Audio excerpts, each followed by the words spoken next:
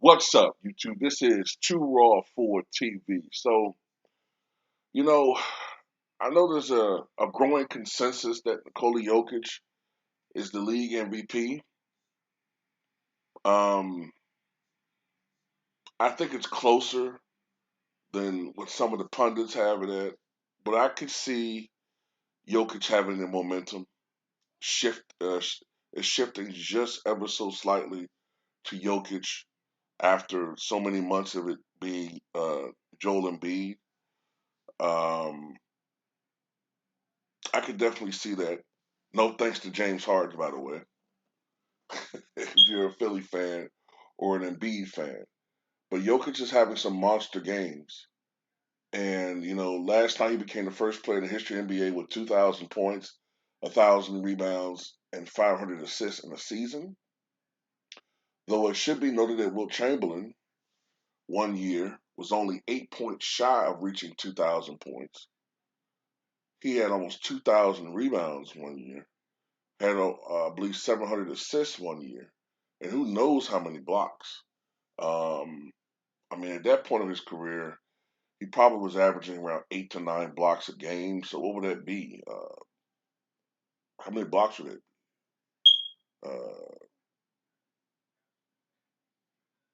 Trying to think off the top of my head. 700 blocks. So um, if they only knew how many triple doubles Will Chamberlain really had, but the numbers will be lost forever in history. But this isn't a video about Wilt. I want to talk about Nikola Jokic. Now, I do say this.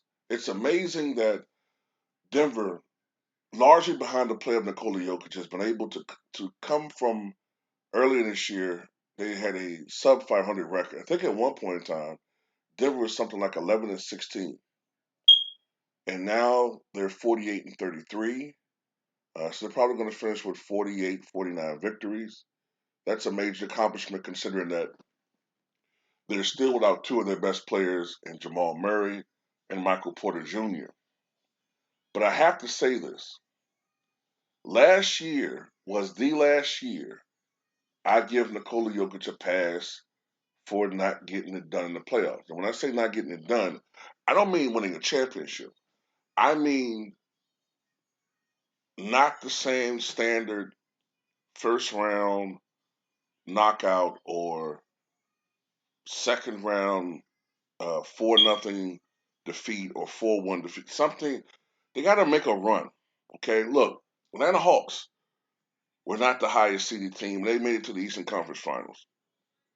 I mean, at some point, I can't keep giving so-called great players passes for putting up great regular season numbers, but then in the postseason, you want to pick and choose who you want to put pressure on to win. Because Giannis Antetokounmpo is 27 years old and is already an NBA champion, no matter how much you guys want to hate him or not. All right. Uh, Kyrie Irving is 27, 28. I think he's 29 years old, I think, and is an NBA champion, whether you hate him or not. No matter if you take into account the way he went about doing it. Kevin Durant is 33 years old at this point, a two-time NBA champion, a two-time Finals MVP.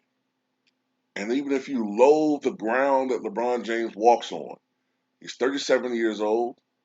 He's appeared in 10 NBA Finals. He's won 4 championships. He's a four-time Finals MVP. What I'm getting at is I'm tired of giving certain people passes for playing well, but they get swept in the playoffs. And then excuses, oh, well, this guy was hurt. Well, he just didn't play well. I don't want to hear that shit, man. After last year, I am no longer giving passes to Nikola Jokic for not getting it done. And after this year, this is his fourth year, I'm no longer giving Luka Doncic passes for losing in the playoffs in the first round. Period. Period. Well, what makes them exempt? You tell me.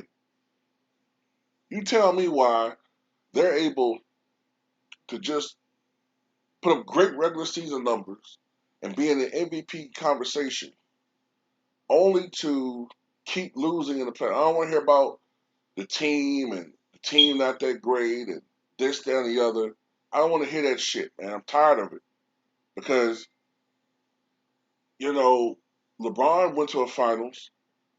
He didn't have a super team around him. Okay, uh, Trey Young went to a conference finals. He didn't have a super team around him. I'm not talking about even winning a championship or going to the finals. Just make some type of tangible improvement over what we've been seeing over the last couple of years. Because they were hard on you, on Giannis, were they not?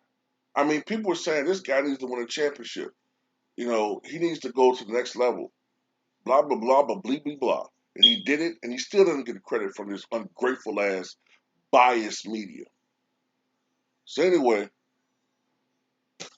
all I'm asking is, if you're gonna win the MVP again this year, Nikola Jokic, uh, can you extend that MVP caliber play and uplift your team past the second round of playoffs this year? Can you get them to a conference final? If you get them to a conference finals, I'll shut my fucking mouth.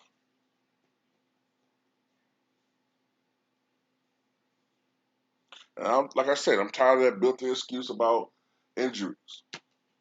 Nope, don't want to hear it no more.